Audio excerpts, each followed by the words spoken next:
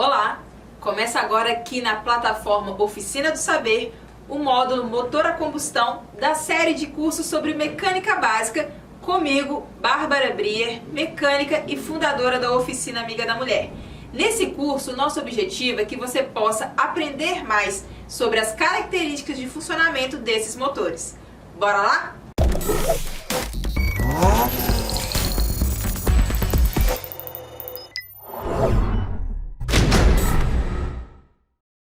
Para que possamos aprender sobre as características e funcionamento do motor, vamos primeiro relembrar o conceito de combustão, que é algo que você vivencia aí no seu dia a dia.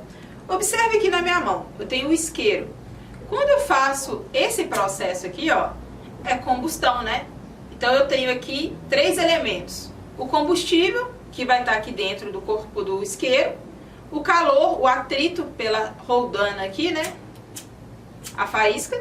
E o oxigênio, que vai me ajudar a ter o fogo. Quando a gente tem esses três elementos, acontece o processo de combustão. Quando falta isso também dentro do motor, acontece a mesma coisa, o carro não pega. Então eu gosto, né, de começar esse curso, começar a dinâmica, a gente entendendo o que é combustão. Agora é o momento que entra o tal do motor ou máquina térmica. Eu falei para você sobre o triângulo do fogo, né? Para a gente ter fogo, a gente precisa do oxigênio, do combustível e do calor, que é o processo de combustão que a gente viu no isqueiro. Quando a gente fala de motor, máquina térmica, a gente vai fazer esse processo de combustão dentro de um motor. E aí é onde que a gente fala motor a combustão. Esse conjunto de peças, né, eles vão transformar essa energia química, né, vai enclausurar essa energia química e transformar ela em energia mecânica. E é o que a gente vai começar a entender o que é essa energia mecânica, que a gente também chama de trabalho. Agora, podemos classificar também quanto ao modo de como a combustão ocorre. Quando ela se inicia por uma centelha elétrica como fonte de calor, chamamos de motor Otto, cujo nome vem de quem o inventou. Já quando a combustão ocorre sem centelha elétrica, apenas pelo calor da compressão do ar e inflamando o combustível injetado, o chamamos de ciclo diesel, que foi também quem descobriu esse tipo de motor. Quando falamos de motores a combustão, podemos classificá-los de várias formas. Combustão externa são os motores a vapor das antigas locomotivas, onde a combustão ocorre em uma caldeira do lado externo do motor. Combustão interna, quando a combustão ocorre em câmaras internas do motor.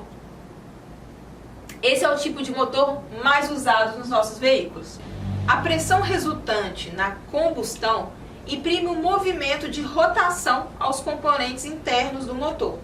Assim, no bloco do motor, igual esse exemplo aqui, temos o cilindro, dentro dos quais deslizam os pistões, né, o conjunto pistão e biela, ligados a uma árvore de manivelas, né? A gente fala que é uma árvore de manivelas, que o eixo vira brequim.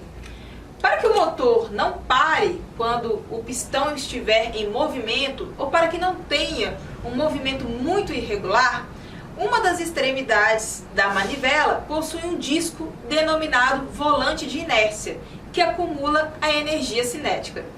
Essa manivela está ligada ao sistema de transmissão, que é a saída de rotação para as rodas. Já o ponto mais alto que o pistão pode atingir dentro do cilindro é denominado de PMS, ponto morto superior. O ponto mais baixo é denominado de ponto morto inferior. A distância percorrida pelo pistão, né, entre os dois pontos, PMS e PMI, é conhecida como curso. E se tratando de características técnicas de um motor, citamos o diâmetro interno de cada cilindro, que é o volume total de um cilindro. É compreendido por todo o espaço livre dentro do cilindro. E assim é como calculamos a cilindrada. Temos também o volume morto, ou volume da câmara de combustão, que é quando o pistão chega lá em cima, é a câmara aqui, o espaço que tem do volume da câmara de combustão. Bárbara, mas o que seria afinal cilindrada, né? Então vamos lá.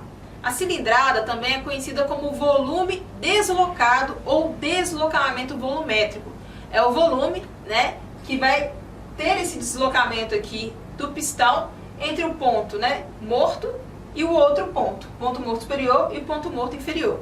Neste caso, temos aqui a cilindrada unitária. Para saber a cilindrada total de um motor, é necessário multiplicar pelo número, né, de cilindros, 3 cilindros, 4 cilindros.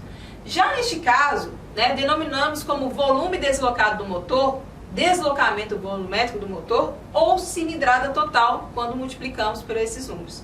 Por último e não menos importante, temos a relação volumétrica, a famosa taxa de compressão, que é a relação entre o volume total e o volume morto.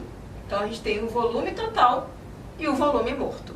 E representa em quantas vezes o volume total de um cilindro foi reduzido dentro de um volume morto. Basicamente é o volume total, quantas vezes esse volume morto aqui da câmara de combustão ele foi comprimido, né? O volume total, quantas vezes ele foi comprimido para chegar aqui. Agora, vamos falar de ciclo de operação, ou simplesmente ciclo. É a sequência de processos sofrido pelo fluido da combustão. Processos estes que se repetem periodicamente para obtenção de trabalho útil no motor. Entende-se por tempo o curso do pistão, e não se deve confundir tempo com processo, pois ao longo de um tempo poderão acontecer diversos processos dentro do motor.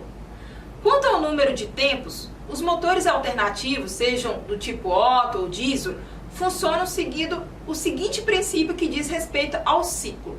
Nos motores alternativos de 4 tempos, o pistão percorre 4 cursos, correspondendo a 2 voltas da manivela do motor, virabrequim, para que seja completado um ciclo.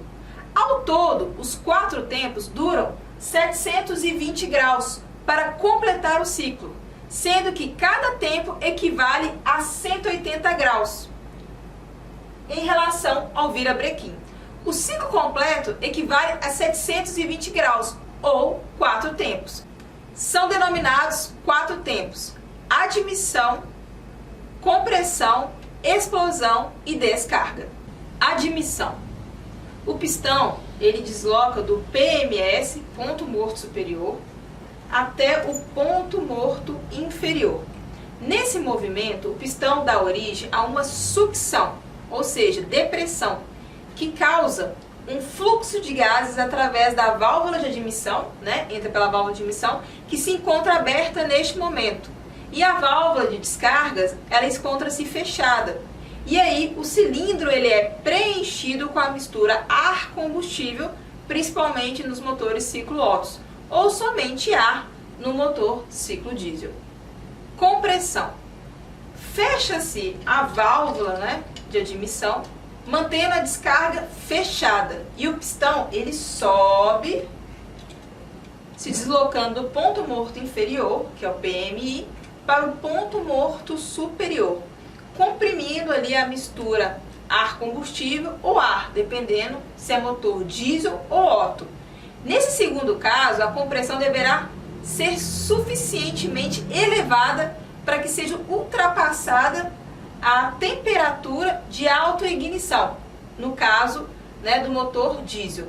E aí, quando chega aqui, ó, comprimido, né, a mistura fica ali excitada, o ar combustível, e aí a gente vai para a próxima fase, para a próxima etapa, que é a combustão. Nesse momento da combustão, né, da expansão, tanto as válvulas de admissão quanto descarga permanecem fechadas.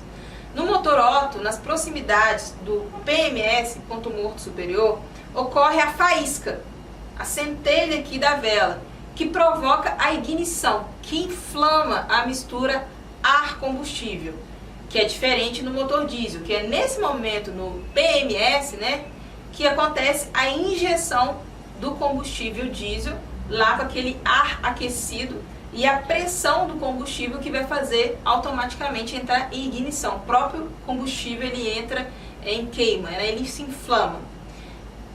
Bom, o combustível e o ar quente aqui se inflamando, né? A mistura ar-combustível, a combustão acontece e provoca um grande aumento de pressão interna aqui na câmara de combustão, que permite empurrar o pistão do ponto morto superior para o ponto morto inferior, de tal forma que gere trabalho. E é aí que vem a transformação da energia química em energia mecânica. Momento da descarga. Com a válvula de escapamento aberta, mantendo-se a admissão fechada, o pistão ele desloca do PMI, ponto morto inferior, para o PMS, ponto morto superior, empurrando os gases queimados para fora do cilindro para assim reiniciar o ciclo. Admissão, compressão, combustão e descarga. Ao finalizar os 4 tempos do motor, a gente chama aí que acontece 720 graus, né? Que o motor ele gira 720 graus ali comparado ao eixo vira-brequim ou aqui no diagrama de fases, como a gente fala. Esse é o ciclo, né, do processo de combustão que a gente tem aí no motor de 4 tempos e um motor aqui que a gente costuma ver de 4 cilindros. Bom, essa é a primeira introdução de motor a combustão interna e a gente vai ficar por aqui. Curtiram essa matéria? Então comenta aqui na aula, compartilhe com seus amigos. Te espero na próxima aula. Um forte abraço. Tchau, tchau.